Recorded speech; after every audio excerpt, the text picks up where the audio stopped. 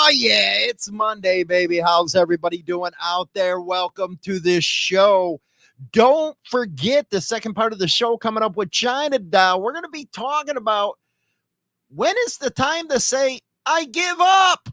I don't believe in that, but that's what we're going to be talking about. We got some Sturgis stuff coming up. We got some numbers from August 5th, the latest number citations, all that kind of stuff coming. Also, a listener sent us some paperwork as far as that Hells Angels and Pagans deal. Berserkers, I also believe, are in that one. But I guess it's a law enforcement bulletin, gives us a little more insight to what happened over there. But again, you never can trust them damn freaking internal memos, man. They never know. So we'll show it to you, show you what it says, and then you make up your mind on that stuff. But sad state of affairs here. I wanted to feature this video. A lot of us started out on mini bikes and dirt bikes and all that type of stuff. Well, sad state of affairs here. A 16-year-old kid got killed because some idiot decided to put a line across the bike path where he didn't see it. And you can guess the rest of this. So if you have any information, help this family out. With a vigil to remember a 16-year-old boy who was killed last Sunday when he rode his mini bike into a wire that was stretched across a path.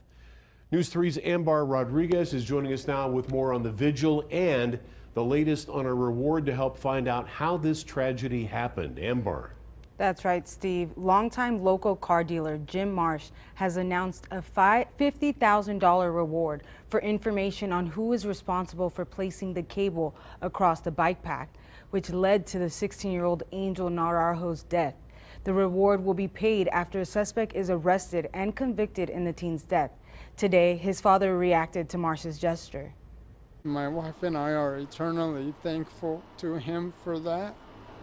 And we will in due time go tell him in person, but we are so grateful. The 16-year-old's father says his family is currently working on finding more money to add to the reward. Maybe this money can change somebody's life that heard something or saw something, and for us it'll bring us just a little bit of closure. The Las Vegas Metropolitan Police Department is investigating the incident. The teen's father says his whole family is devastated by Angel's loss, especially his eldest son, who was riding behind Angel when he rode into the cable. My oldest son, he goes to surgery on Monday, and he shattered his arm, and he's going to have a lot of recovery, both mentally and physically. We're most concerned about his mental state of mind. He says the family is already in counseling as they try to cope with the unexpected loss. Hug your kids. Hug your kids. Don't hold grudges on petty things. Just hug your kids, because you never know when you won't be able to. Tomorrow morning at 7, there will be a car wash at Equipo Academy on Bonanza Road. If you got any info, help them out, will ya? There are some sick people in this world. We're seeing more and more and more of it every day. People with no morality, any of that type of stuff. Our thoughts go out to the family on their loss of their baby. 16 years old, but a baby in my eyes. Anyway, Sundays, I'm going to be releasing a video that I like doing. The last one I just did, check it out. You better stop that partying, man, before you start to feel it. Let's just put it that way, man. Anyway, we got something on the Warthogs, and then we'll go to the Sturgis tallies right after this. Officers and firefighters gathered for the once-a-year meeting of the Warthog Motorcycle Club. The Marquette chapter meets once a year to raise money for a cause of their choosing. This year, it will go to Start the Cycle, an organization that teaches kids confidence through mountain biking. The Motorcycle Club started in Detroit in 2000, and there are more than 90 chapters in the United States, Canada, and Norway. Marquette chapter president says the best part for him is the camaraderie. Old friends who, return every year to the UP because they don't have maybe the natural beauty that we have here. They live in a city or, and they just don't have the roads that we have to ride. And, it's a good place, and they love to come here, and we love to have them. Today's ride took them around the central Upper Peninsula and back to the Marquette Commons, where they ended the day with a hearty meal. We're going to the Sturgis rally right now. And again, this is only up to August 5th. And the rally is, let's see here, 6 a.m. Saturday, August 5th to 6 a.m. Sunday, August 6th. Now, it looks like, let's get here, there was a crash on Interstate 90 at 3 o'clock p.m. at mile marker 1, 2005. Harley was eastbound. A passenger car pulled out to pass a semi cutting off the motorcycle. The 56-year-old male driver on the motorcycle locked up the brakes to avoid the collision and lost control. The motorcycle tipped and entered a meeting. The driver was wearing a helmet and suffered serious, not life-threatening injury. You notice how they say helmet all the time? Then there was one at 344 on South Dakota Highway 73, mile marker 163. This was a 2003 Ford Expedition, was going southbound, crossed the center line, swiped the 97. It don't look like this had anything to do with the motorcycles on that one, but it looks like the numbers right now for Sturgis are down compared to last year so far. At the same time, the rally tally, we're looking at citations are down, felony drug arrests are down. I guess there's been 167 citations issued. Probably killjoys the cops because a bunch of boobs. 25 DUI arrests right now.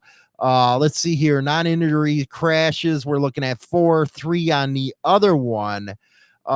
So it's early still. It's early.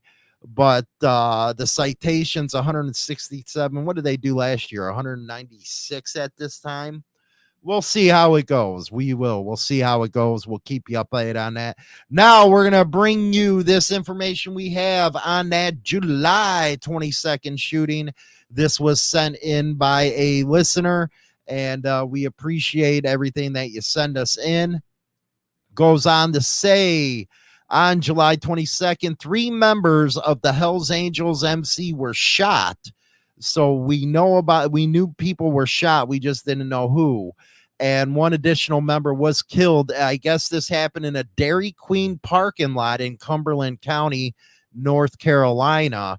The incident was, and again, this is according to them, not us, was between the Hells Angels, the Berserkers, and Pagans MC.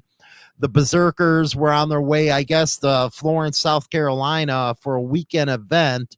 Law enforcement partners are working to collect additional information. You better believe that. They're always busybodies. Then it goes on. They put in red lettering. When encountering OMG members, please use caution. OMG members and prospects might be carrying weapons. You know, most of the United States does, but I'll just stick on point here, on their persons or hidden in different locations. Now, they're unaware of any specific threats to South Carolina, but an advisory is out there. And this was an officer awareness, OMG shooting and possible retaliation.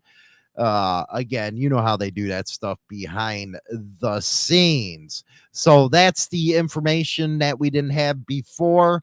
Again, this was an internal memo, so we're just taking it at face value. We're not saying yes or no with this one. Anyway, we're going to go to the second half of the show right now. Don't forget to check out Stop Partying While You Can, baby. I'm going to put the link in the description box for that video. I think you'll like it. Give me some more ideas and all that good stuff. We'll be right back. Over at the Morning Madhouse is the YouTube channel. And of course, it's live on motorcyclemadhouse.com.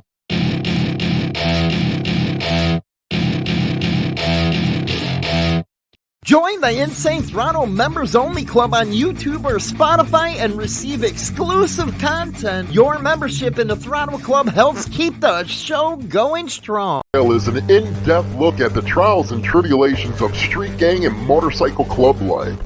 This isn't the run-of-the-mill book that doesn't give the goods. This book will go into detail of events that actually happened. All materials in this book have been approved by those involved. There is nothing poetic, nor is there any price worth paying for the life we choose to live on the streets. James Hollywood Machikari, Brotherhood and Betrayal. Introducing the all-new service from Insane Throttle Motorcycle Madhouse Radio. 24/7 and nothing but the best in 80s till today rock and metal, baby. And here's an added bonus. You can now listen to Motorcycle Madhouse Morning Show with Hollywood and Chinatown live on the air. Go to motorcyclemadhouse.com and bookmark the radio station and get down with the King of Biker Radio.